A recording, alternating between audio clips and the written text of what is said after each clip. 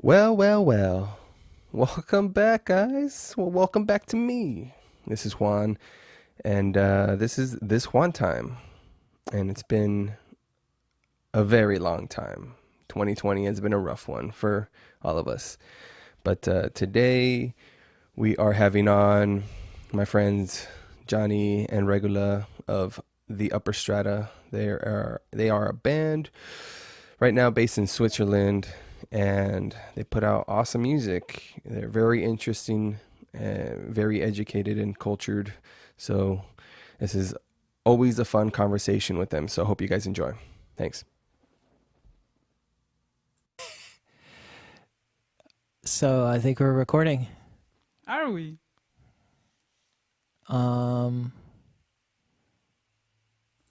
Hey, wow. Might as well just send it, Wine. and we'll go from here. Yeah, it's That gonna wine be. really kicked in. I see you twice now. Yeah. Is it jumping back and forth? No, it's just two of you hanging out. It's a party now. Yeah, we're probably breaking some kind of COVID regulation. Too many people in this meeting right now, or something. But Well, that's what happens. so, yeah. But now I don't hear anything. Okay, now I hear something. Yeah, Cool. you dropped out for a little bit. So we're gonna have to patch all this together at some point, anyhow, huh? We will. This is the new one. But an international one. Exactly. Right? So, You We're folks over here are in the S- only exception. And it's probably the last time you will ever do that again. No, I think once I get it down, because I've definitely wanted to do this and stream, but right. yeah, as you can see, it's a little bit of a Technical headache stuff. here and there. Yeah. Well, and I mean, if you want to just do a live stream, that's plenty easy. But trying to record it and Oh, yes. do everything else and have it be a two-way thing, it's no, it's. I mean, I was trying to get my head around it, but it's like, no, Juan knows his stuff. We'll figure it out. It did. I think I started working on it like 10 or so. So it's been a solid 4 hours, and even then, we barely got it down. So how have you been? Good overall. Yeah, just trucking along. It's really nice that you guys reached out though, because I've been tentative on getting more episodes. So when you guys reached out, I was like, okay, awesome.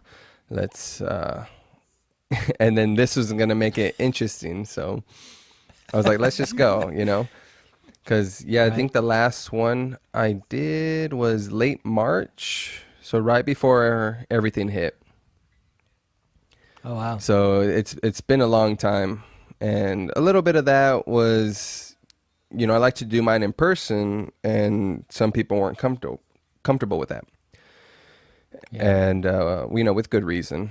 And then the kids stayed at home, so schooling was done here. So that was my job, especially while I was on furlough. And so I was the teacher. Mom was working out of the kitchen or the dining room.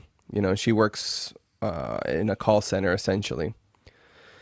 So, she was the one still working, and I was the housekeeper, the teacher. She still cooked. So All the stuff that women never got much credit for that exactly. they should have gotten a lot of credit for. Yeah. Exactly. Yeah, it's crazy. So my hands were full, and maybe that's a little bit of an excuse, but yeah, I really just slowed down with all these podcasts. But I got a few lined up now, thanks to you guys. I mean, once we Nice. kind of were like, hey, let's do it. I was like, okay, let's start churning again. Cool. So You do another whiskey one, but appreciate you. with Austin, and do another one with Austin with the whiskey and. Oh yeah.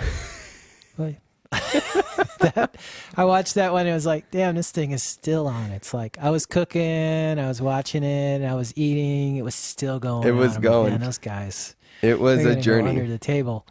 You're gonna, you know, she's working for a wine and liquor distributor now, so she's had to learn about spirits more. So Yeah, like the everything, like the aromatics and how it affects your palate.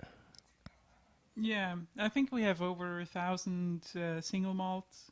Oh, good. And I just saw a few that you had in the show, and I'm like, yeah, we got that, we got that, we got that. Not that I had them, but we have them in the store. Oh, gotcha. what was it? $1,000 bottles of gin and crazy stuff. They have some really crazy things. Oh, wow. Because you guys, again, you guys are in Switzerland. Yeah. Is it outside of Basel? Yes. Well, we're in Basel, actually, proper. Okay. Basel Stadt, which is Basel, the city, versus Basel Land, which is like the county Okay. of Basel. Kind of like that. It's not exactly like that. Sort of like there's the state of Basel and then there's the state of the city of Basel, if that makes any sense. Because cantons are sort of like states, but they're also sort of like countries. So it's not a clean analogy. You know what I'm saying? It's like, I mean, they're individual countries, and they would have been historically. Yeah, Like back in the Middle Ages, they were kingdoms. that's true. And pretty much anywhere you go, it's like, oh yeah, there's a castle.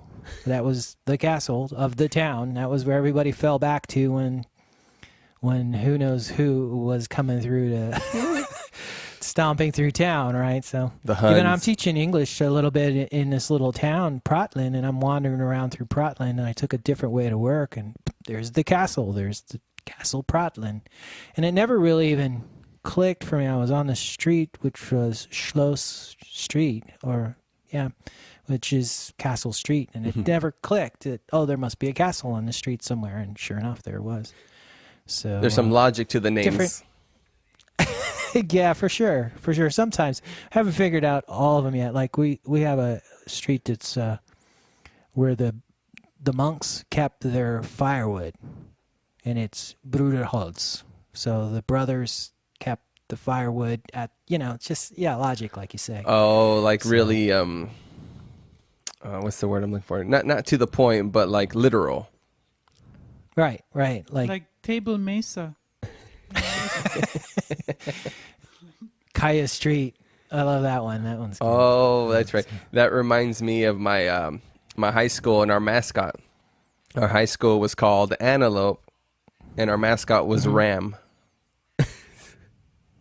So two deer, essentially. We were the Antelope Rams. What? I'm confused. Some kind of genetic mutation going on there. Yeah. So the castles, are those open for you to venture in? A lot of times, some of them are in ruin. They haven't been used for, centuries. But a lot of them are museums. Like the Prattlin Castle, the one that I was just talking about, is it's a museum. It's a medieval museum. You can go see it. They have tours and stuff like that. But some of them, like battlements and things, especially in this area, because we're pretty close to the German border, so a lot of stuff didn't survive. A lot of stuff got bombed. So, and on the other borders of Switzerland, that's the case as well. But in some cases, it's just the stuff got looted. Right? Yeah. We need to build a new building, so they went and grabbed all the stone from the old building and made a new building.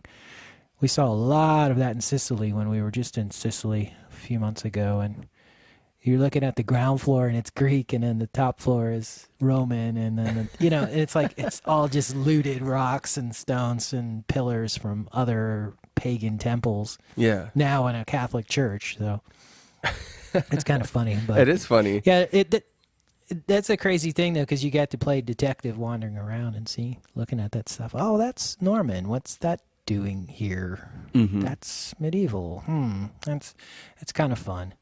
But yeah, that's a big difference here is the history. So much history all the time. you go jogging and it's past some ancient monastery or something like this, or Damn. looking at towers and battlements and things. Yeah, and We'd love to go it's always down been bustling.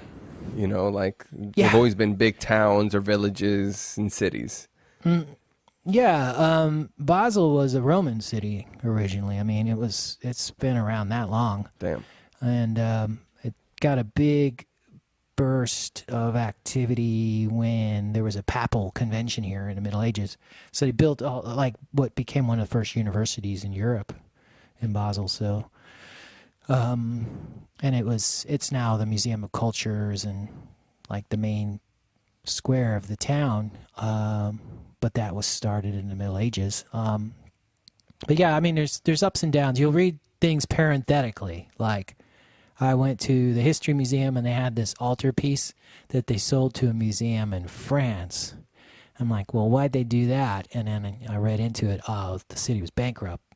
So obviously there's ups and downs where, yeah, maybe we should sell off some of that Catholic stuff because we're all Protestants now. Make some money and keep the town going. And so that's what happened. So yeah, bustling, always something going on, but they're always kind of having to reinvent themselves. The big thing here was pharmaceutical companies. In the 90s, they started bringing in all these pharmaceutical companies. So that's a little what Basel's famous for now. Oh, okay. Is, like everybody, Roche, Novartis, and Bayer, and every single one you can think of is here. Dang. Huge campuses, huge factories, huge. Yeah, and so it's got a bad reputation. Yeah. But when you get to the Old Town area, it's beautiful, really beautiful. Well, so with Lots that of being medieval said, buildings. are they pretty strict with like prescription drugs?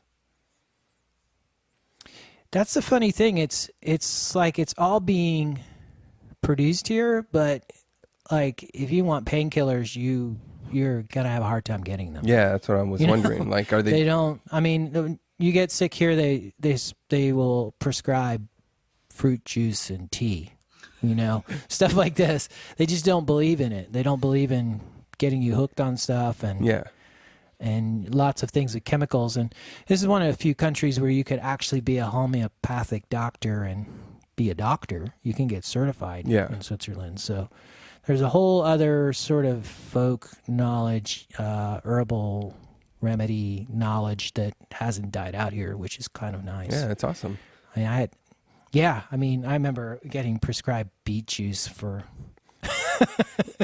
for something, and I was like, seriously? Yeah, who's this Go get kook? beet juice. All right. Kind of voodoo is this? No, it's true. It's true. It is true. I actually kind of still like beet juice, actually, too. But no, it's an interesting place like that. But no, I mean, they do produce it here, but yeah, they don't really recommend using it very much.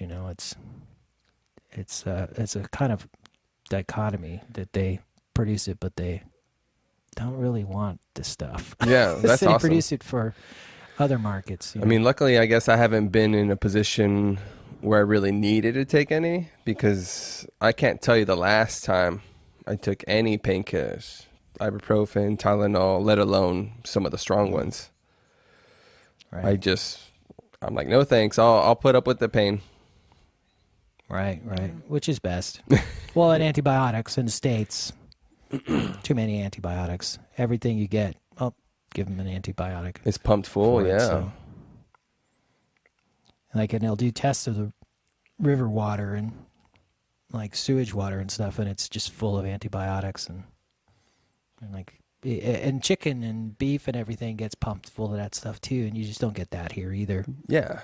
And I don't know how you would really think have that if they're consuming it and then you're consuming them, that it won't affect you. Right. Well, and it's all, I mean, there's a woman by the name of Joyce Appleby, and she's a historian who really focused on capitalism in America and the way mill rights became corporate rights. And she's an interesting woman if you get a chance to read anything from her. She's a ton of books that she's written. But she's like the character of capitalism in America is just very, very unique in that everything is geared towards favoring the corporation more than the people. Whereas here, it's like people don't want to work on Sunday, so things aren't open on Sunday. People don't want their vacations, so they get their vacation. You know, it's just like minimum wage here that you get your vacations. I can remember being in the States, and it's like, I can't afford to take a vacation. Yeah. You know, I'm not going to go for years and years. You might not go. And if you do, it might be like 4 or 5 days or something like that. It's not like 2-3 weeks.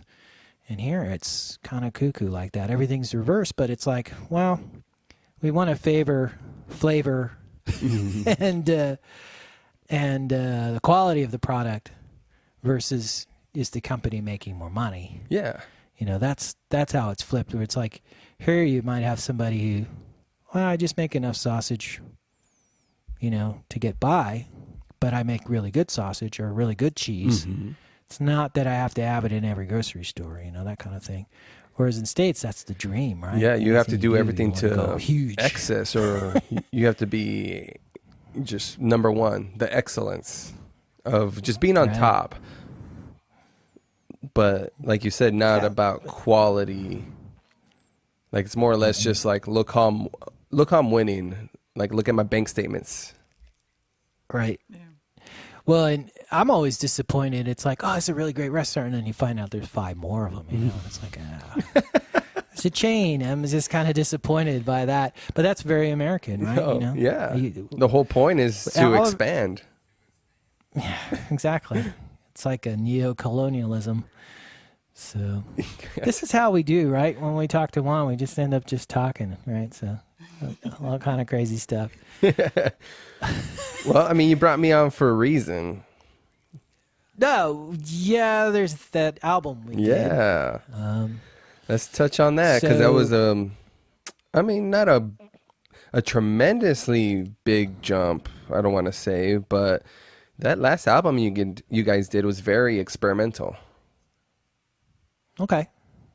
Yeah, I think so. I think we definitely went more into an ambient mode on a lot of their tracks. I would be sitting around discovering that, oh, I can use this cello effect on my guitar, pump it up with a bunch of reverb, and it starts to sound like an orchestra.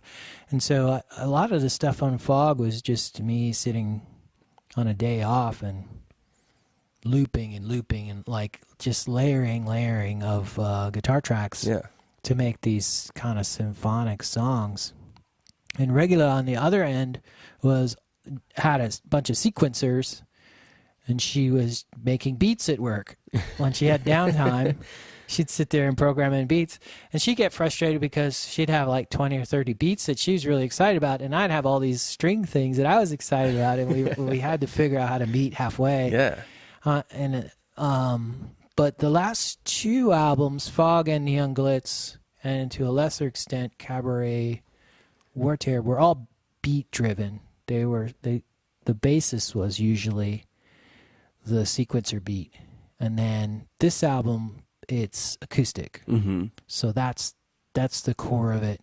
I was writing all these songs, and but I was starting them on acoustic, and there was a couple of reasons for that. One was just that I had an acoustic around. It was easy. I've done that forever. I kind of gave it a break and was doing a lot of 8-string stuff for a while.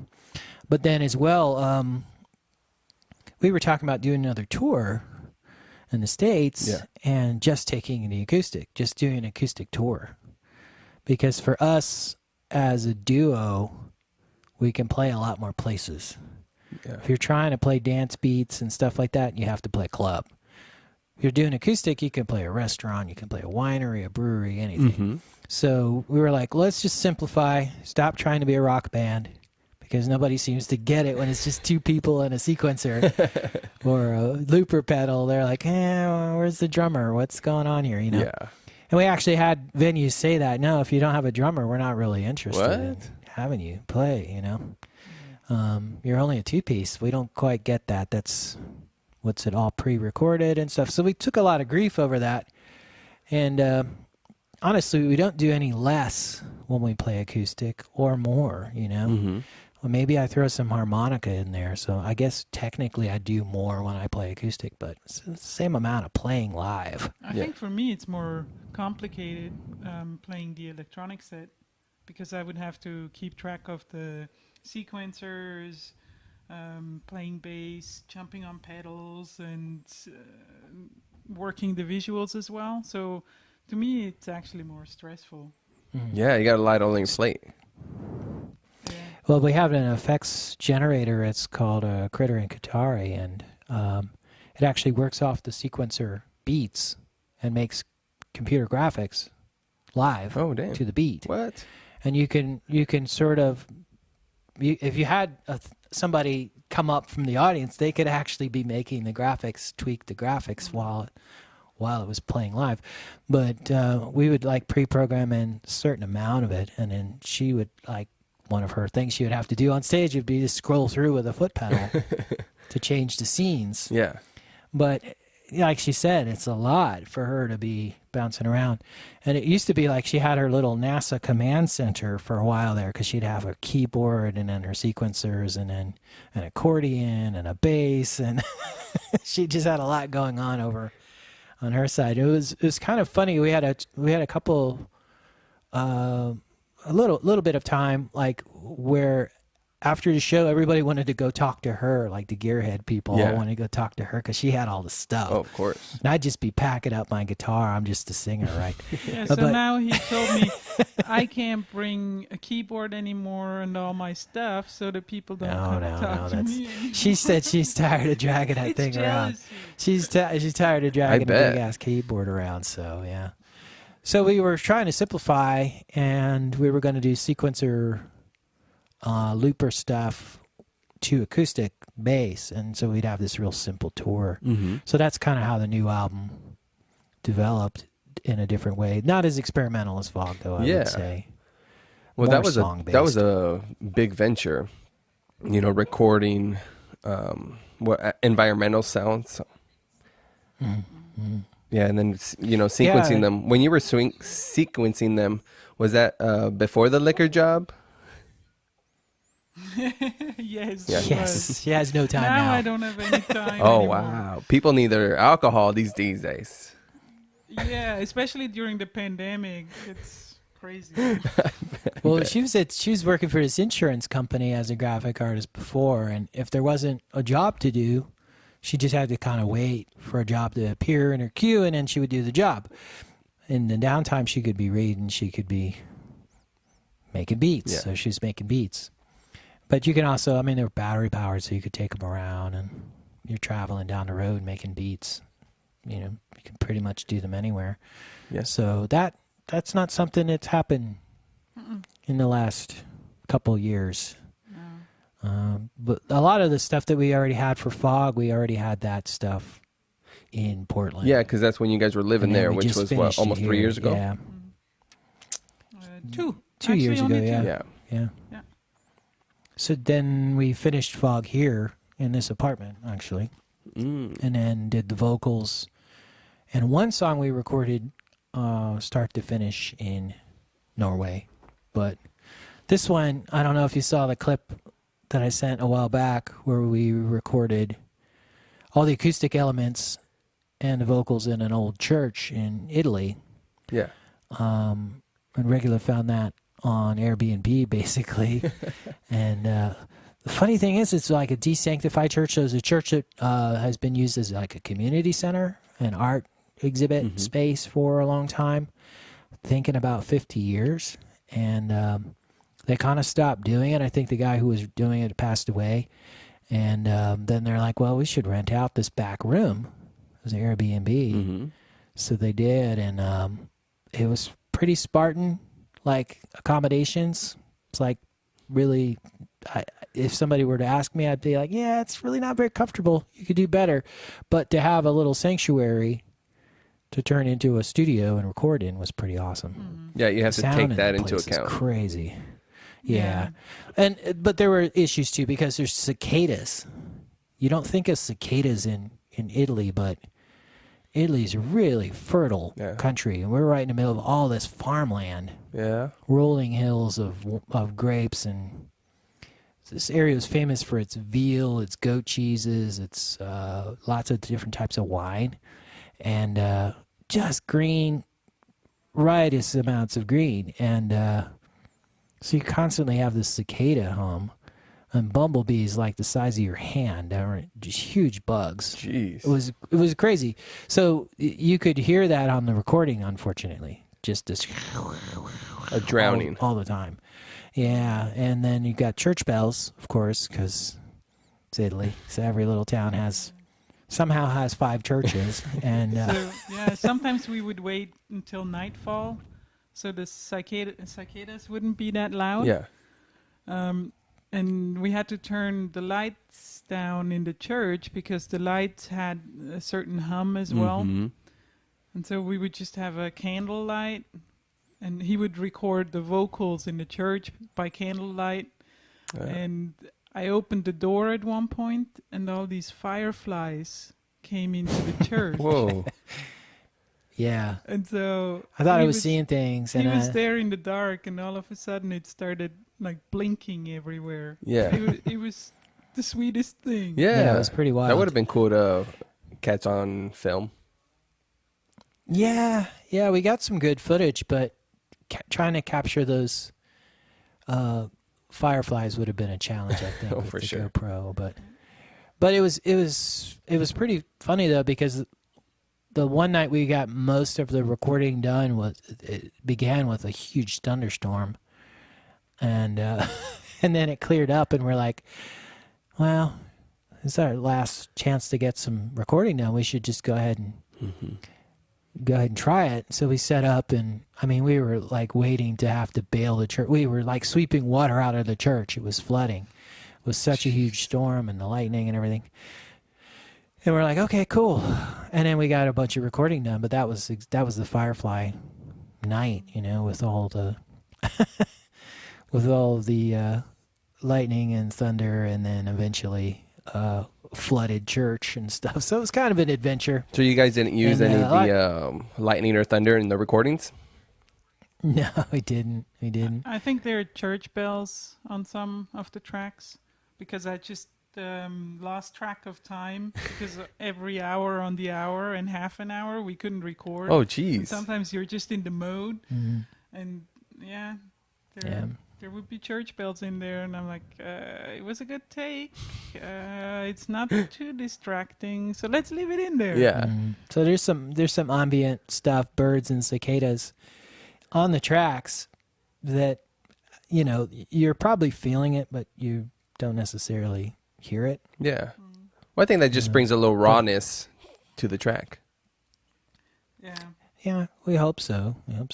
As long as it's not like church bells on 3 different tracks, and it's like bing-bong, bing-bong, gee-bong, gee-bong. Oh, you got you. Yeah, not in time. Just like that. Whatever. I mean, did you guys Yeah. experience any particular challenges with the new album? The recording in Italy, a lot of it was wiring and trying to find plugs that worked, and we had gotten a step down for Norway because the voltage is different. We had to have a lot of different adapters and things. Gotcha. Dogs barking, church bells ringing. There was one day where it's like, we're not getting anything done. Let's just listen to what we have and see what we need to re-record, because there's just a dog barking the whole time. But challenges as far as the material, the whole thing started back in Phoenix as a Bauhaus. The Bauhaus was this mythical art school in Germany between the wars, between the First World War and the Second World War. All these guys are like disenfranchised, or they're demoralized from the war, losing a war, which has got to be horrible for our country. And they needed new myths, and they needed new designs. And so this fellow by the name of Walter Gropius starts the school basically with his own money. He was a bit of an aristocrat, and he takes in all these veterans from the First World War that are seriously damaged people, And he gives them crafts, and he gives them things to do. And so he has a school for painting and design, carpet making, furniture making, lights, anything and everything. And the whole idea was sort of to rebuild society with art first. Mm-hmm. And so it's this mythical art school, and one of the professors was Paul Klee. And so I started playing around with this idea of doing a Bauhaus album, and I had some ideas from different professors and different songs about the different professors and about the story of the Bauhaus. But it's kind of like, if you've done art school at all, and if you've read it, the Bauhaus story, you know the story. It's just, why tell it? There's just what was more interesting to me were the characters, the odd people that ended up teaching at the Bauhaus. And out of that, the foreword of a book, not even the book, from a fellow named Nicholas Fox Weber, Weber auf Deutsch. He did a book about the personnel. And I read this book about the people of the Bauhaus. And in the foreword, there's a story of a birthday party where these artists get together and make an angel and load it up with presents and throw it out of an airplane with a parachute on it. And I was like, this is so insane. And so, in my mind, as a former anthropologist and archaeologist, I'm thinking, well, what if you didn't know? What if you didn't know that they had hired an airplane and this angel comes down and brings you presents from the sky? Yeah. And so that was the whole idea. And in the song, it's this mythical event of the Bauhaus itself, but also, this idea of, well, why do some people get talent and some people don't? Some people are blessed with this and some people are not. And, who decides this stuff, and who gets the presents from the sky and who doesn't, And so there's a kind of mythological thing, kind of religious connotation there. We did a video for it, which will premiere like in a few weeks, but I totally didn't want to do the angel because I thought, they're just going to think it's sacrilegious and they're going to switch off. Yeah.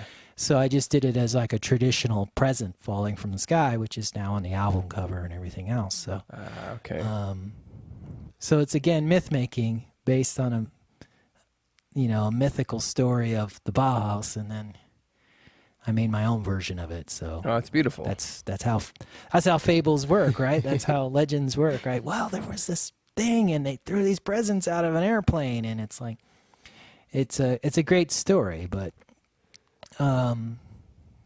the funny thing is that I did have this idea of this larger thing in this Bauhaus album, but it just didn't come together. It was more about, I found that Paul Klee needed more time. He needed to be looked at more. Mm-hmm. But the funny thing is that the pandemic crept into it. Political situation crept into it. Yeah, like everything else. So I wrote a song. Yeah, the last song on the album that she's playing on the grand piano. Yeah, it's a beautiful song. Way to end the album.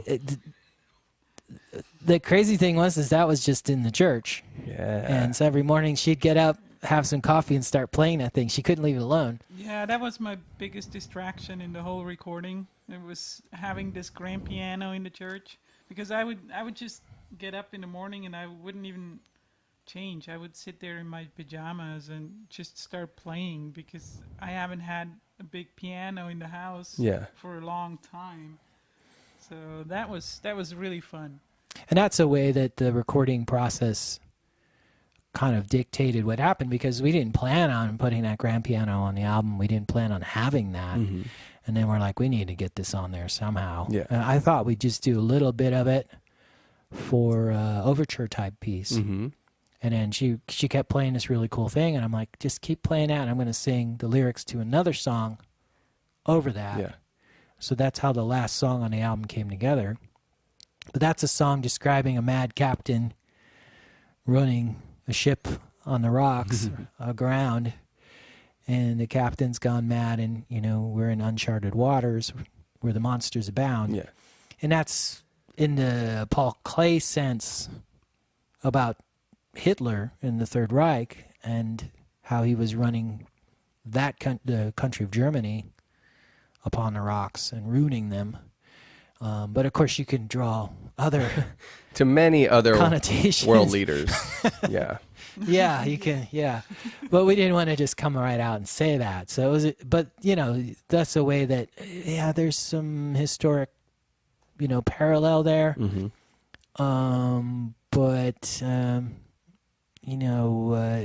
It's still part of the narrative, the Paul Klee narrative. Yeah. And then the song before that, Bittersweet Place, is based on a painting by Klee called Bittersweet Island.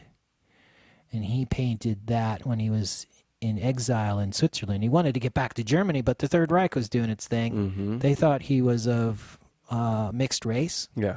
So they didn't want him to teach in Germany. They basically barred him from teaching, so he fled to Switzerland.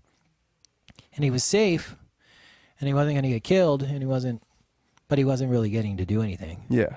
So he was kind of like this broken piece of machinery that couldn't really function anymore, but he was still a piece of machinery, right? He was still there, but he just wasn't. And had a fire functioning. inside So him. That was for sure. But I was writing that, looking out at the deserted streets during the height of the pandemic, and it's like, well, it felt like the end of the world. So that's where that line came from. Watch the end of the world from the safety of my window. It was just staring out of my window at this, like there's nobody on the streets. There's nothing going on. It was like a ghost town or a zombie flick or something. Jeez. It was really strange. So that's a long way of saying that sort of was a challenge for the material, was trying to find a way to deal with the political situation, to deal with the pandemic situation, but not be so ridiculously pessimistic and depressing about it, And I feel like if you put like a distance to it, oh no, it's not, it's historic, then maybe it's not as depressing, because with time you can deal with depressing stuff a little more, I think. Yeah, you can, for sure. But in the moment, it feels dire. Right. But once we get to the other side, and, hopefully we're better for it. Well, and if you look at all the music that's coming out from people writing during the pandemic, it's all like, we're going to get through this. It's going to get better one day. And it's like, I didn't want to do that. Yeah. I didn't want to be one of those persons doing that. Yeah, it's really easy to fall into those, common themes. And it's very easy right now to make everything political. Right. That's on the forefront of everybody's mind. Yeah, well, and I mean, I think the Black Lives Matter movement has shown that, civil rights era is still going on. We're still in a civil rights. I mean, and with same-sex marriage, with transgender rights, all these things. I mean, there's always a fight. There's always something that you can get into. I'm amazed at the whole Kaepernick thing, who I always thought was a hero. Mm-hmm. And I always thought, well, you don't give people a way to protest peacefully. And then they're burning stuff and you're mad about it. It's like, well, yeah, the protest at the Olympics with the Black Power fist held up was also not well received in its time. Yeah, the Australian that came in like third place, I think. Like he was shunned from, I'm pretty sure from like competing, or he was at least blacklisted. Yeah. Yeah, because he was up there. I'm not sure if he raised his fist as well, or if he was just he was supposed to step down, like not be in the shot. Yeah. Or something like that. I don't know. I just know that he took a lot of heat for that himself. Well, yeah, when they expected him to condemn it, and he didn't. Yeah. He was like, no, I understand what they're doing. That's fine. Mm-hmm. And they were like, oh, no, it's not to us. Yeah. But at any rate, and, a few years later, things change, and all of a sudden, Kaepernick's not such a bad guy. Kaepernick had the right idea, right? Yeah. How these things change, but it always takes the Rosa Parks or the Medgar Evers or somebody that puts their neck out there. Yeah. And takes that risk. So I understand that we're in that moment right now, and that maybe people want to write a lot of very social and political songs because we're living through something. I mean, aside from the pandemic, the social change, to see Confederate statues finally coming down Yeah. after, I mean, come on. If 100 years later they had put up Hitler statues, you better believe there'd be some people going nuts over it. But that's the thing. I mean, it was not that they put those statues up right after the Civil War. Nope. They put them up a long time after. During civil rights. Yeah. Jim Crow. Well, during the Jim Crow, to try to reinforce some mythical idea of the Confederacy that they didn't lose or something. Come on. But yeah, and then this discussion of getting rid of the bases, the names of the bases too. I think that's it. You just got to do it. It should have never happened. It was a mistake. Stuff like, you ever go to Stone Mountain, Georgia? No. There's a monument to the Confederates. It's probably the size of a football field. I have seen it. Huge. It's like, amazing work of art. Yeah. But but if you live in Georgia, that stuff's so in your face. Oh my God. It's crazy. I mean, that's the heart of it, right? Yep. That's the mythical land of Dixie, right? So, yeah, it's crazy. But, yeah, I mean, who was it that said, let's hope we don't live through interesting times, 'cause I saw a post. Somebody's like, I'm tired of living in unprecedented times. I just want to live in precedent times. Yeah. Murder hornets, really? Come on, seriously? How much crazier can it get? Well, maybe bumblebees the size of your hand. Yeah, for reals. I wish I got a picture of that. Those things are crazy. I was telling her about it, and she was like, yeah, whatever. And then she saw it the next day. And she's like, oh, my God, those are like the size of hummingbirds. You weren't high. Fertile land. It'll do that. But cool. So I think we ran through the whole album and more, huh? Probably. We did some things. Was there the intro was just kind of like easing in, nice little ambient, kind of set in the mood, like that. And yeah, that was go ahead. That was like an experiment of me sitting on the computer just playing around with loops and messing around on Logic, and that was one that kind of harkens back to that fog thing of me just sitting there. I kind of got that same vibe, so I'm like, okay, a little familiar, and then you guys switched it up. Right. It was cool. Well, and I'll be curious to see what people's responses are, because if you really, really dig that electronic piece, and then suddenly it sounds like Radiohead or something, I don't know how people are going to take it, but it's a very varied album, I think. Well, your whole discography is very varied. Very varied. For sure. Yeah. But, I mean, this album, since it's got a concept and since it's a life story of somebody, is probably the most tied together conceptually. Yeah. And there are lines from songs that repeat and other songs and all that sort of stuff, themes from songs that repeat. There's a reprise of Floating Free at the end of Presents from the Sky, and then at Monsters Abound, it mentions a line from another song, and all it's really tied together, but stylistically, genre-wise, I think it's still really varied, like straight up R&B song. Yeah. Pearl in the Shell, which is just so much fun to play. Yeah, that one I can tell it could really get some legs real fast. Yeah, and that's that's Regula's jam there. I'm like, no, bass out further. Let's because that's how that song has to be. Yep. I recorded probably 12 guitar tracks, and in the end I'm like, nah, just get rid of all those. Keep the bass. So you just barely hear them in the background. It's like, no, it's okay. It's Keep good. the bass. So it's got to have that Muscle Shoals groove to it. Yeah, I definitely got like you said, R&B vibe. Yeah, and I'm a bass player, so I appreciate the bass line. Yeah. Well, if you have a good bass player, you should show them off for sure. You know. Well, and you have a great one.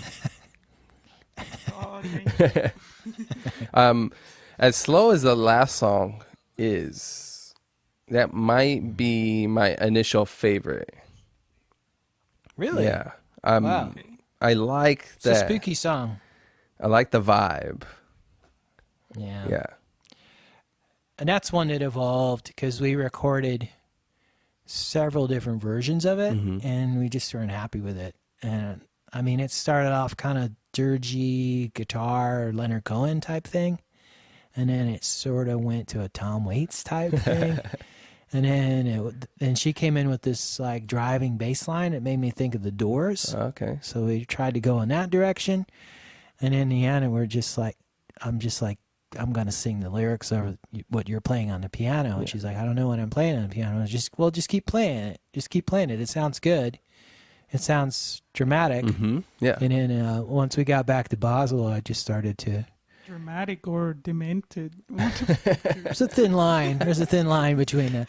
And I layered on all that cello and stuff when we got back home to try to make it, you know, to emphasize that sort of almost classical feel that it has. Like it feels dramatic to me. I don't know. Yeah. I mean, you got a grand piano. There's something melancholic about it, just the sound of it, right? Yeah. So, no, I'm glad you liked that one because that was one that we put a lot of work into in the end. I don't envy her having to mix the stuff because it's sometimes 30 tracks on there, you know. Or more, and then more, and then one more track. Yeah. Yeah. And then let's do that one again, and that one again, and yeah. It's a lot. Luckily, fun. she likes to tinker and Yeah. learn these things. It's bad though because almost every album we end up with a new interface, a new gear, and new stuff we have to dial in. Like the last two albums I did on the Kemper system. Yep.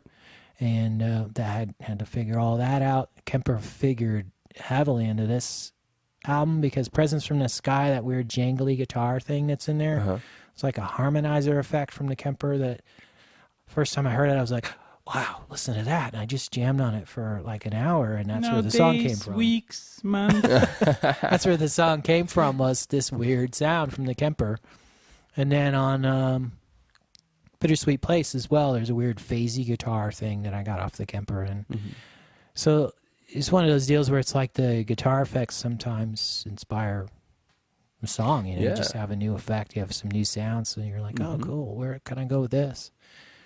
But yeah, your mind just starts racing. Like, you know, my wife was asking, he's like, oh, you know, what do you got going on today? We're setting up. And I'm like, yeah, you know, I have John and Regula on, and you guys are always creating. So I can imagine you guys, you know, just scratching that itch. And I could just picture Regula just walking to work and hearing a sound and be like, her mind just races. And it's like, let's expand on it. Yep. Yeah, it's like that. And we'll both be somewhere hearing sounds, or like a bunch of the ones that were on Fog were from walking around in Barcelona and like weird sounds on the street there that we got, like a intercom on the Blink and other things. So I think we probably talked about that at the, what was the name of that place? The Monkey last Pants? Timeout Lounge. Yeah, Timeout Lounge. That's right. Yeah, that was a fun tour though. That was a cool tour. Yeah, that was. We missed not being able to get to go to the States. It sucks to not be able to go. Yeah, because that was last year. Yeah, in September like of last about a year. month ago. Yeah, well, it was right around Halloween because That's right. We were in. we Bisbee did the for Halloween. Bisbee Halloween show, the Halloween weekend. So yeah, that was crazy. Bisbee for Halloween. Oh my I bet. God. So they have a few haunted attractions, right? Yeah, yeah, they do. We walked by this one place and they're gearing up for like the spookiest seance you've ever. Ooh. I was like, ooh, why not? Just keep walking. I don't even want to look in there. There was like candles and the whole table was ready for the seance and I'm like, yeah, we got to go play a gig. I don't even want to see what Yeah. they're bringing out of there, you know? You think some of It my was- songs it was- are demonic now? Wait till after this. Yeah. Well, we had it because we were playing in Bisbee and Jerome, where there are a lot of haunted places. Haunted stuff figured into a couple of songs on older albums. Yeah. Where, singing about haunted hotels and whatnot.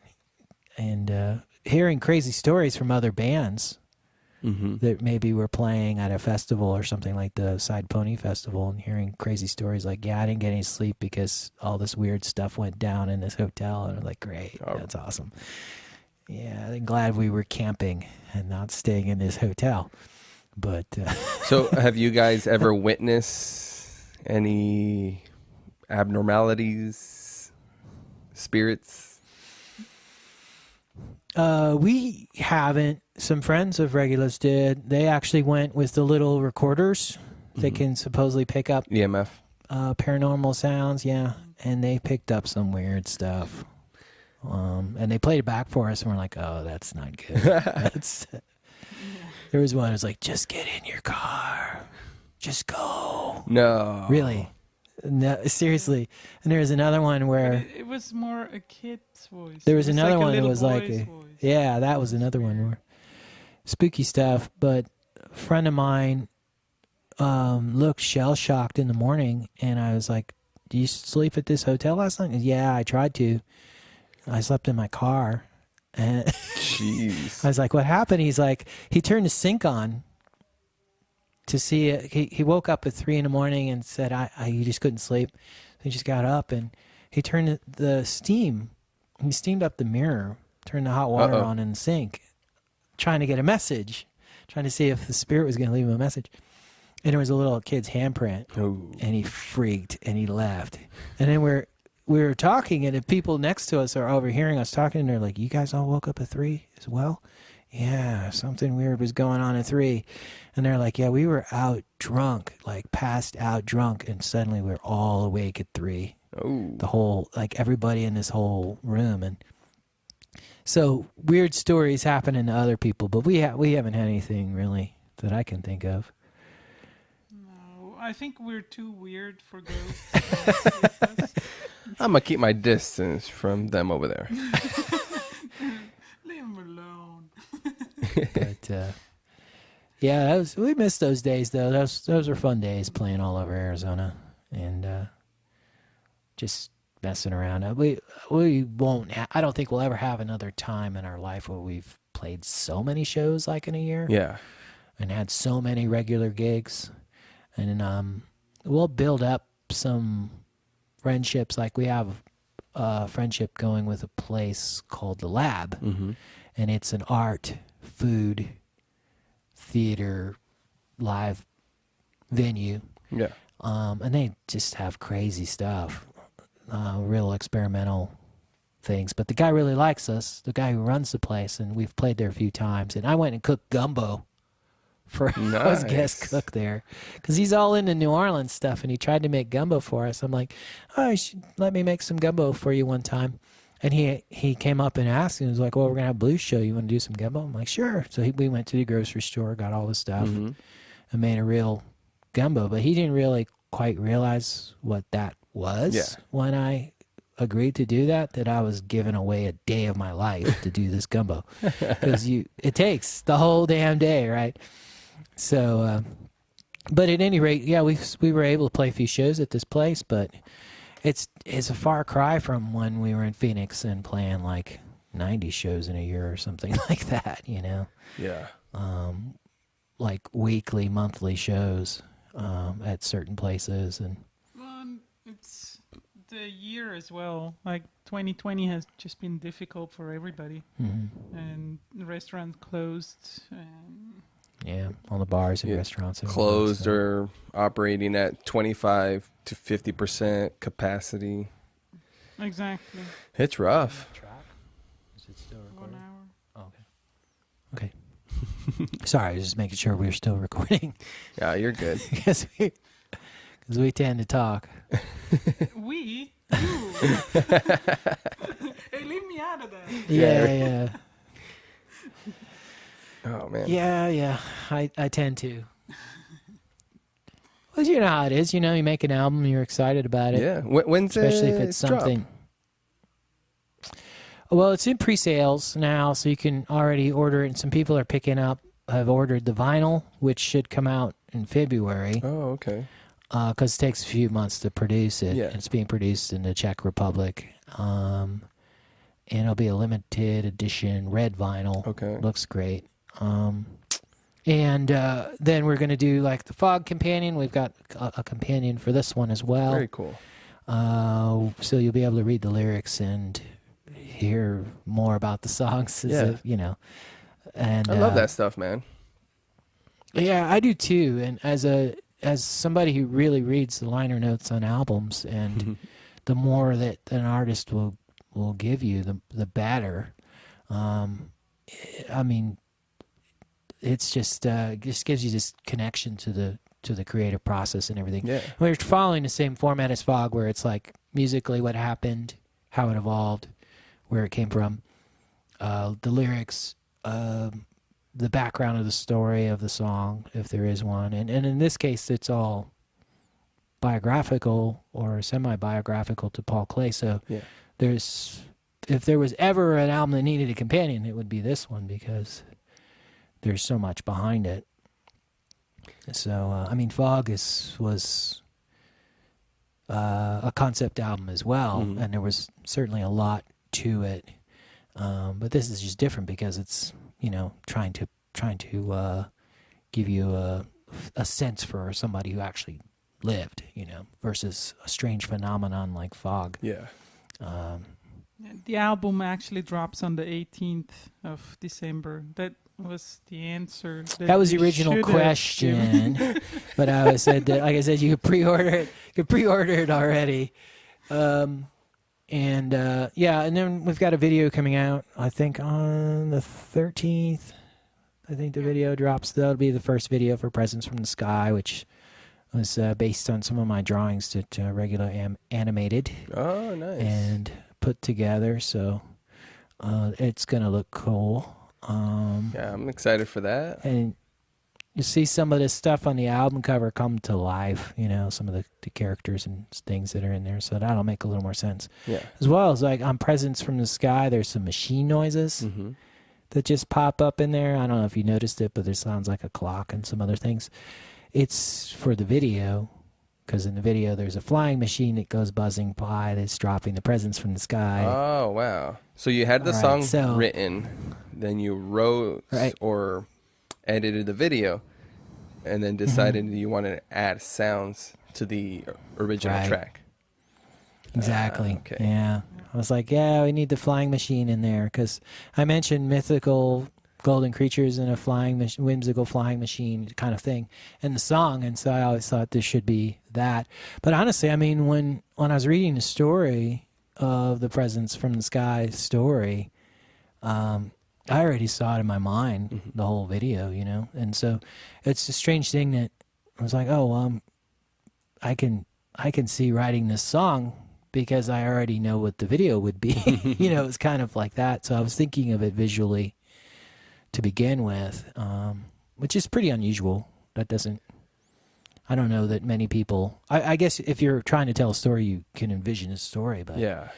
I had this crazy idea for a cartoon video before the song was even written. So it's kind of funny. So the album is called Luap Elk, which is Paul Klee jumbled, oh, okay. and it was so it's backwards, basically, Paul Klee backwards.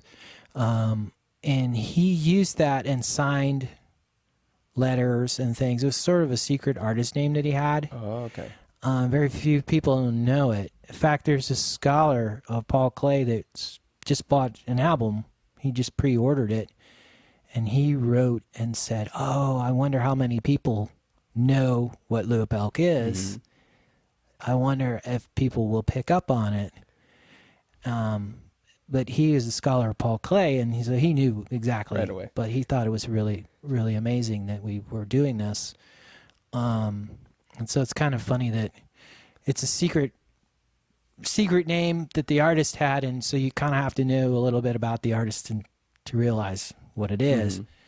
But we, in this day and age with art being worth millions upon millions and whole museums dedicated to Paul Klee, we didn't know if we'd get in trouble for even using his name. Oh, that's true. If we had called it Paul Klee, would we get sued by the Paul Klee Museum or something, right? So, because there is one here in Switzerland that's the Centrum Paul Klee, because he was born in Switzerland, but he was of German descent. So they didn't have birthright citizenship in the way that many countries have it now. So at that time, if your dad was German and you were born in Switzerland, you're still German. Yeah. And you had to apply for your citizenship. And he that's the weird thing, because he's born in Switzerland and he was really a German citizen. So he got drafted for the First World War. He was on the front. He was in the war. As a German citizen, he had to go do his duty for Germany. And then he taught all of his whole career. He taught in Germany, and he never wanted to leave, but he kind of had to, just to not get put into a prison camp or something, Yeah. So and he taught art.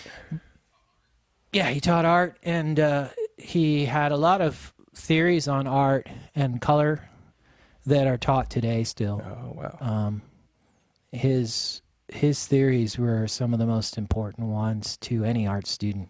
Anytime you're on Photoshop and you see that little color wheel that's there on it, that came from the Bauhaus. That came from those guys. That's Johannes Eaton. Johannes Eaton was a colleague of his, but they both came up with the color wheel and wrote about it and things like this. So it's one of those weird ways, again, for somebody who studied art and somebody who tries to be a musician, to have a little bit of overlap of the two.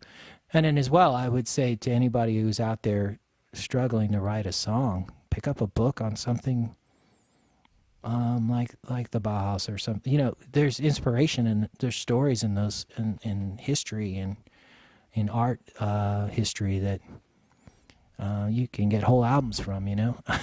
So maybe branch out for people who are looking for inspiration. But hopefully people will dig up Paul Klee and discover what he wrote and discover what his art through this album. We're hoping that people will be curious about that. Yeah, I know I will. Do you guys have any Paul Elk paintings yourself? Or maybe not, obviously not the originals, but any work of his in your place?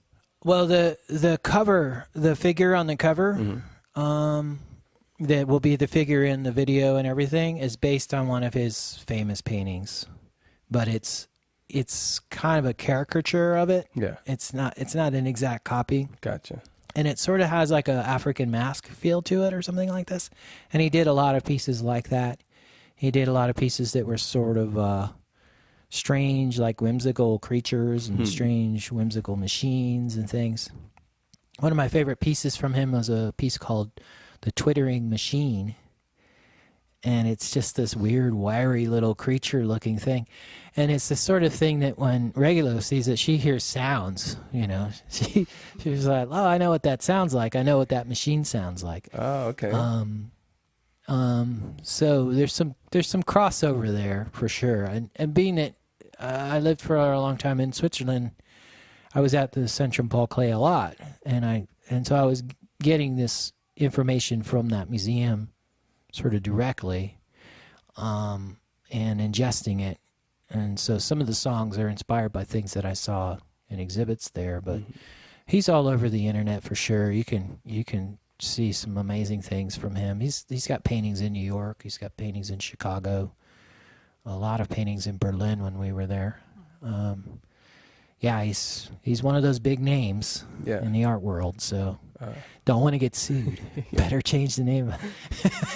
And so even the titles, like Bittersweet Place, is the title of the song, but the painting that it was based on is actually called the Bittersweet Island. And that was Switzerland for him, that he was alive, he was surviving the Third Reich, but he was not really doing much. Yeah. He was kind of in limbo. But I didn't want to use the title because I forgot. I know that thing is in Bern. It's at the museum in Bern, and I know they'll come after me if I use the title because we don't have any connection to them, right? And art is big, big business. Yeah.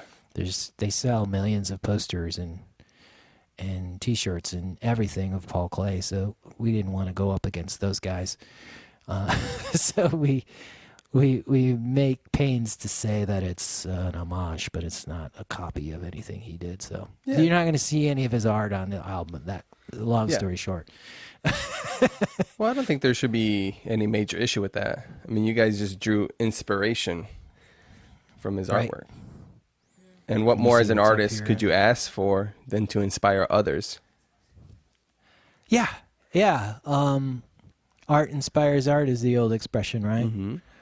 And like I said, there's whole albums in the life of Picasso or Jean Miro or some of these people because they lived through dramatic things. They lived through real events, crazy stuff, like from the First World War to the Second World War and the Great Depression and everything else. So yeah, was there's overlap obviously with Picasso and him. Yeah. And he was also exiled in Switzerland, Picasso, at that time. Yeah. Hanging out with, he was living, I believe he was roommates with Giacometti for a little while. Really? Yeah. A lot of the really big artists of the time either escaped to New York or they were hiding in Switzerland because they were deemed degenerate by Hitler. Like there's a famous exhibit, you should look it up sometime, called the Degenerate Artist Exhibit from Hitler. And he had a show of all the artists that he thought were of mixed race, of Jewish faith, or were propagating something that was not fitting with the Third Reich. Yeah. And Paul Klee was right there, along with Egon Schiele and a lot of other artists as degenerate artists. All jazz music. All this, it was all degenerate. Jeez. Couldn't have any of this stuff. So, that was what he was up against.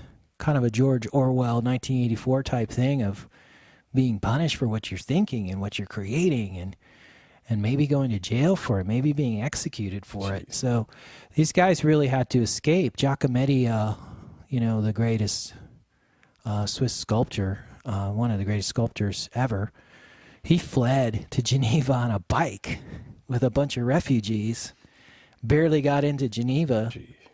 Jeez. They talk about like the German planes like machine gunning down the civilians trying to escape the refugees, and he barely escaped. He jumped in a ditch and nearly got shot. It's crazy stories. Really crazy stories.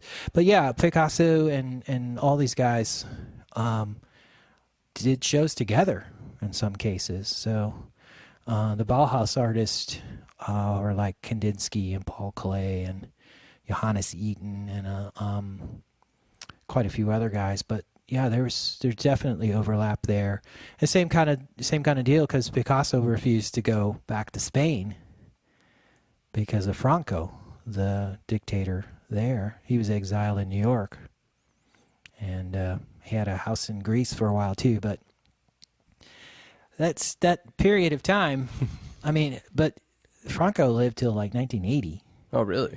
So you imagine like Mussolini sticking around till 1980. That'd have been crazy. Yeah. But that's basically what it was like. It was like the fascist dictator of Spain that didn't go away till 1980. But, I mean, was he ruling until he finally passed? He was feeble, but he was still technically in charge. Yeah.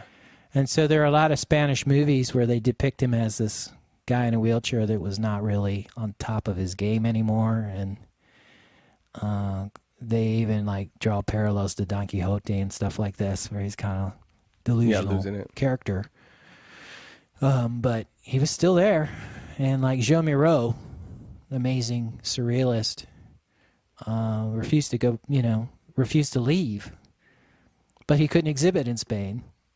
Salvador Dali wouldn't leave. And he couldn't exhibit in Spain because he was considered, degenerate. So Joe Miro and Dali had museums doing exhibits to them out in other countries, but not in Spain because they were banned by Franco. So strange that art and fascism Don't go. Yeah. I mean, if you're a writer, you're an artist, you got to kind of figure that you're top of the list. When they start carting people off, you're probably going to... Ain't that crazy, You're going to be man? at the top All of that you're list. doing is expressing yourself, but they're scared of what kind of influence you might have on other people. Oh, for sure. And you're not sharing their worldview. You're proposing another worldview. How dare you, right? Yeah. How dare you propose that, maybe we can tolerate other religions and other... how dare you? So, yeah, it's crazy. But this is, I think, like I was saying with the Black Lives Matter movement, it's a lot of times it's the people who have the courage, Yeah. who's going to take, John Lewis's place, and who's going to be the next Rosa Parks, or who's going to, Yeah. And artists can do these things. Artists can certainly protest peacefully. It just doesn't mean that people are going to react to you peacefully. Yep. Doesn't mean that you're not going to get shot for it. But So we only play places with chicken wire in the future? If they start throwing stuff at us? Jeez. well, that's the thing. I mean, that's the thing, though. I mean, if you write about a historic figure and people have to kind of decode it, you're probably safe. Because people aren't going to go through the trouble usually, But hopefully, I mean, people can listen to the new album and draw their own connections, I'll definitely have to, interpret it their own. because I didn't realize that it was about the artist, and I'm not even familiar with the artist. So now you've opened up, Right. A subject that I can kind of immerse myself in. The book that I found so intriguing was called The Bauhaus Group, and it's from Nichols Fox Weber, readily available, and it's just profiles of the artist, the important names from the Bauhaus, and some of them are architects, some of them were designers, some of them were writers, and Clay taught painting, but because of the destruction of the First World War, they were all kind of trying to find a new foundation. So they coined this phrase "starting from zero," which is the first song on the album, and it was a sort of mantra of, "Well, isn't this exciting? We're starting from zero because there's nothing left after the First World War. And obviously Western civilization's gone off the rails. So let's start from zero. Yeah. It's the only way to go about it." But yeah, I would encourage you to read that book. It's an awesome book. And it gives you a good sense of that time period and the problems that they were going through. Because eventually they shut the school down Yeah. voluntarily because Hitler didn't like it, wanted to take control of it. So it's got this, it holds this place in art history as this mythical school that Wasn't was an incredible idea. Hitler like an artist himself, like a painter? I've always heard like that story. He was he in fact painted postcards and sold them on the street. Oh, really? And a few of them have survived. Wow. He wanted to go to be an architect, and he was turned down from the school. Yeah. He came back after the First World War, basically what we would call a disabled veteran now. Mm-hmm. You know, he was wounded and suffered from gas and stuff. And he tried to be an artist, tried to be a designer and an architect, and he was turned down. And my architecture professor, I was doing a class in Colorado on modern architecture, and he slammed his hands on the desk and went, "The worst day in the last 100 years of Western civilization was the day that Adolf Hitler was rejected from architecture school. If he would have just been a mediocre architect banging out horrible buildings, a whole lot of people would have been spared, probably, you know? Yeah. A whole other history. But, you know, but if you read that stuff, you read about what they believed and things, they would have found another person to be their figurehead. And they even said it themselves that, yeah, if Hitler were dead, we would have still done this. Damn. You know, so, but they just needed somebody that could be that cartoon character of, and he was a good speaker and a good writer, and he played on people's fears, unfortunately, and their primal urges. But you're demoralized, and suddenly somebody's giving you national pride again. Yeah, what are you gonna do? That's like a heroin for folks, you know. That's too easy to get hooked on, I think. And you see it happen now and then, where all of a sudden why are all these flags waving all the time? All of a sudden, why are we doing this? Yeah, why are we going down this path? And you look at the rhetoric of that time period, and it's chilling. It's draw some frightening parallels to read. Yeah, for sure. Let's build a wall and stuff. Not that different, sadly. But anyhow, not to doom and gloom. yeah, keep it light. Well, all right. So pre-orders on the album, Luap Elk. Yep. Did I say it right? Yep. Luap Elk. Luap Elk. Available now. Right. The video for Presents from the Sky or Gifts from the Sky. Presents from the Presents Sky. from the Sky drops on the 13th.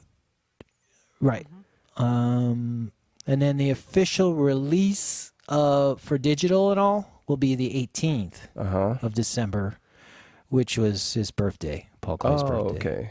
So that's why we timed it. Nice. A lot of stuff lining up for you. Yeah. And then sometime in late January, February, we should have the vinyl. Limited edition red in press. hand. Yeah. We're excited about that. We kept it, tried to keep the song lengths kind of shorter to make sure that it's a higher quality vinyl, has good amount of volume and stuff on it. And, Gotcha. having gone through that with Neon Glitz, we kind of learned that it's a unique thing. Wait, so what gives you a higher volume output on a vinyl? You want to go there? Or do you want to? Okay, well, so if you want a long answer or a short long answer? Like let him answer. With okay, the long one. so if you put your hand in front of your face and you go, that's that's a change of pressure. Yes, I'm getting there. There's a change of air pressure, right? Yep. And air pressure is what sound is. Yeah. So your ear vibrates based on the change of air pressure. And what Thomas Edison figured out with his wax cylinders was, we can do a copy of that pressure. So carving into a wax cylinder, they discovered that it's a sort of topographical map of sound. And so you have just these very primitive grooves that are imitating the change of air pressure. Okay, so if you imagine you're driving and you suddenly drive over a pothole, that's sound you're missing. So you have to consider that the record is mixed in a way that needle stays and goes into that pothole instead of over it. And you miss sound, you miss information. So every little groove, the needle has to ride smoothly through it. The problem is when you get to the end of an album, it's getting very small. So you don't have as many grooves. So you should have the quieter songs towards the end of the album where you have less real estate. Really? Right? So if you imagine, the outside of the album you've got plenty of space, right? Yeah. As you get closer and closer to the center, the grooves, the amount of grooves that you can have is limited. Long story short, so and you get these really good recordings. They're super heavy vinyl, so the grooves are really in there. Yeah. And then as well, the song length is very, the length of the sides is very short. So like you get an album like Prince's 1999, back in the day it was 2 sides. When you get it now, it's super heavy and it's 4 sides. So that you don't have that volume drop as you lose grooves or potential for grooves towards the center. So you want to keep it down to like 15 minutes per side. Damn. So that you don't run out of information. You can still do it. I mean, we have a St. Vincent album that's just as good as anything else. Mm-hmm. I don't know how she did it, but it's full. It's like 6 songs on a side, and it's really high quality. So I think if you start with a really good source material, but quite honestly, if you have like the bass in the wrong spot on the mix and things like this, the needle will just jump right out of there, like that potholes story I was talking about, and you miss that information. So you have to mix with vinyl in mind, and you have to have it mastered specifically for vinyl, or that it's a little wonky. CD's different. CD's like you want a big fat signal, as much information as you can, versus you know, a primitive form of recording. Yeah. That there's honestly, you know, there's a stylus writing on this little groove, and that's what's it's mind-boggling when you think about it. But It is. I'm so glad that it's kind of come back and that people care about it again. So I feel like it's a better It's a different experience. connection. You could almost equate it like driving a stick shift or something, you know? Yeah. It's more of Yeah, you take control of it. a raw adventure, I guess. Yeah, and I think the thing that happened is that there's a kind of listening fatigue. If you're listening to MP3s and MP4s, and you know they're just a lower quality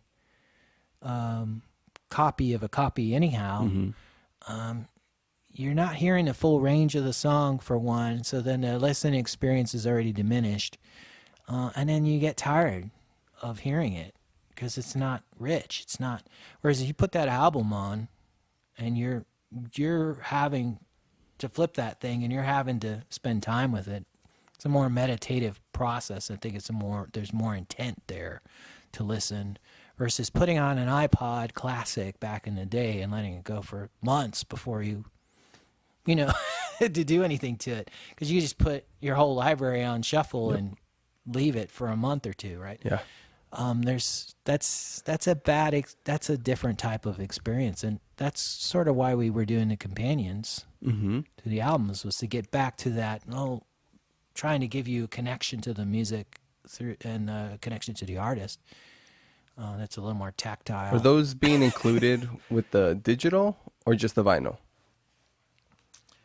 With the vinyl for sure, but we might offer it on Bandcamp separate with the digital as well. Yeah. As a electronic download. Yeah. Or with the last one we had it just offered to ship just the companion itself, and there were some people that just bought the companion. So I think people who don't have a record player and still want to have something tactile in their hand, they're still gonna go for it. Well, and the nicest thing, you were one of the persons that was saying this too, that a lot of people were very complimentary. Like, it was just such a nice experience to sit down and open the companion and read the lyrics and look at the pictures, and it was just it was so beautifully done. I think the Fog companion, that it was just nice to look at, and people were saying, yeah, it was just a great experience. It was a great idea. It was wonderful that you did this, because it just it wasn't just listening to a new recording. It was actually felt like an experience more. So Yeah, it brings the whole album together, and instead of just listening to a single, you know, you go on a ride like you used to. Right. Yeah, I mean, when I was a kid with old LPs, it was like the album artwork was just as much a part of it as everything else, and you're trying to look for clues that the artist give you in the album cover of, oh, look at this on the back, there are these little figures, oh, that's from this song, and that's, you're kind of decoding it. I think like the best example of that's probably Sergeant Pepper, where you can stare at that thing for years and try to figure out who all those people are on there. And so I mean, it's nice to have those kinds of extra experiences along with the listening. Definitely. Beautiful, man. Well, I know it's getting late there. You guys are in Switzerland, to recall. Right. And apologies because I have a camera here, a mic here, camera there, mic there. So it's interfering with my speaking. So that's why I've been like really slow and drawn out. So if you're listening, my apologies. But this is what we had to do to make it happen. You guys are 8-9 hours ahead of me. So, and my wife says it's lunchtime. Yeah. Oh, the real reason. Oh, okay. Yeah. I got you. Come say hi. I got you. No, she's embarrassed. All right. You could just spin the camera over. No. Yeah, I know, right? But then I'd have to show you the mess as I'm in my daughter's room. Coop, you remember Coop? He did this acrylic with 10-inch drum head. He's a woodworker, so he did the frame. That's my daughter's ultrasound. And then above that, you recognize that? Yeah. Yeah, I saw I it. saw it earlier. Neon glitz vinyl. Right. So I had to take over her room. Commandeer, as it were. Yes, indeed. Yeah, it's been fun, man. It's good to see you again in Likewise. this weird way. We had a friend in Germany that we were doing happy hour with like this. Oh, nice. Zoom or Google Meets happy hour. Yeah. And then his Finnish girlfriend would dial in from Helsinki, and Wow. he had like 3 countries going all at once there. So That's wild. it's strange. It's a weird time, but I mean, it's still good to see you. Still good to talk to you. Yeah, it's not somehow, some the way. in person, but we're still exchanging sound waves and Yeah. photons. Something. Yeah. Something. Ideas. Awesome. Just Well, not a bear hug. No Digital big hug. hugs, though, or anything like that. And no, you can't smell the fry vat at the Timeout Lounge or anything like that. But, or the pool balls bleeding in. Yeah. yeah. Oh, that's right. That's right. And then some kind of like hunter game in the background, too, I think. Yeah. Right? So, yeah. All right. Well, Cool. Yeah. take care, and thanks for having us. And Yeah. we'll send you some files. Perfect, man. But yeah, keep me posted and feel free to tag me in anything you guys have going on. All right. All right. Thanks, bud. Thanks so much. All right, guys. Stay up. Bye. Adios. And that was Johnny Sanchez and Regula from Switzerland of the band Upper Strata. Thanks for tuning in, guys. And this is my first time back since COVID hit, so it's a little rocky. And it was the first time I was also doing a stream, or not an in-person interview, which I prefer. So if you made it to the end, appreciate it, guys. Hope you enjoyed it. Thanks.